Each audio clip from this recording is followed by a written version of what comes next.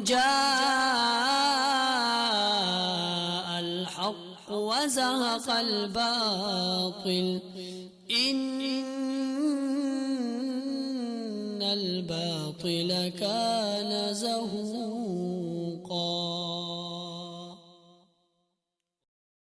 بسم اللہ الرحمن الرحیم۔ السلام علیکم ورحمۃ اللہ وبرکاتہ۔ محترم سامعین، جیسے کہ آپ لوگوں کو معلوم ہے کہ ذی الحجہ کا مہینہ شروع ہو چکا ہے۔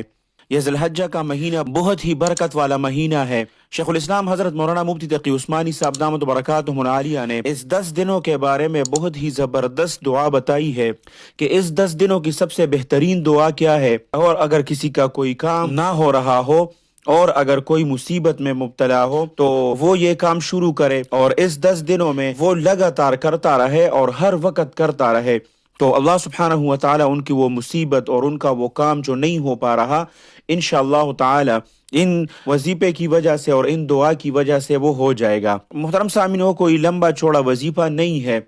شیخ الاسلام حضرت مولانا مفتی تقی عثمانی صاحب دامت برکاتہم العالیہ نے فرمایا کہ جیسا کہ ہم 9 ذی الحجہ کو فجر کی نماز کے بعد تکبیرات تشریق شروع کر دیتے ہیں، اللہ اکبر لا الہ الا اللہ اللہ اکبر وللہ الحمد، تو یہی تکبیرات شیخ الاسلام حضرت مولانا مفتی تقی عثمانی صاحب دامت برکاتہم العالیہ نے فرمایا کہ 1 ذی الحجہ سے شروع کیا جائے، اور چلتے پھرتے لیٹے ہوئے جو بھی کام کریں اس میں آپ کی زبان پر یہ تکبیرات ہو۔ اور فرماتے ہیں کہ چونکہ یہ صحابہ کا عمل ہے اور یہ آج کل متروک ہو چکا ہے، اور جو بھی ایسا عمل ہو جو صحابہ کرام رضوان اللہ علیہم اجمعین ہمیشہ کرتے تھے اور آج کل کے لوگوں نے ان کو چھوڑ دیا ہو، اس عمل کی برکت بہت زیادہ ہوتی ہے۔ تو تمام مسلمانوں سے درخواست کی ہے کہ چلتے پھرتے یہ تکبیرات ضرور پڑھے، اللہ اکبر لا الہ الا اللہ اللہ اکبر وللہ الحمد۔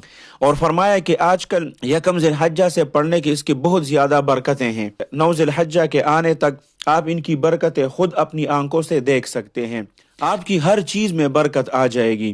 اور پھر 9 ذی الحجہ سے شیخ الاسلام حضرت مولانا مفتی تقی عثمانی صاحب دامت برکاتہم العالیہ نے فرمایا کہ وہ تو واجب ہے، وہ تو ہر مسلمان کو ہر نماز کے بعد پڑھنا ضروری ہے، لیکن 1 ذی الحجہ سے پڑھنا یہ نہایت ہی مفید ہے، اور جو جس مقصد کے لیے پڑھے گا اللہ سبحانہ و تعالی ان کو ضرور بضرور پورا فرمائیں گے۔ اللہ سبحانہ و تعالی شیخ الاسلام حضرت مولانا مفتی تقی عثمانی صاحب دامت برکاتہم العالیہ کا سایہ ہمارے سروں پر تادیر قائم اور دائم رکھے۔ اللہ سبحانہ و تعالی ہر شر سے ان کی حفاظت فرمائے۔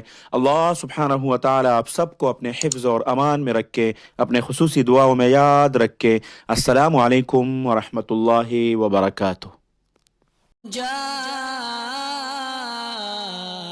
الحق وزهق الباطل إن الباطل كان زهوقا۔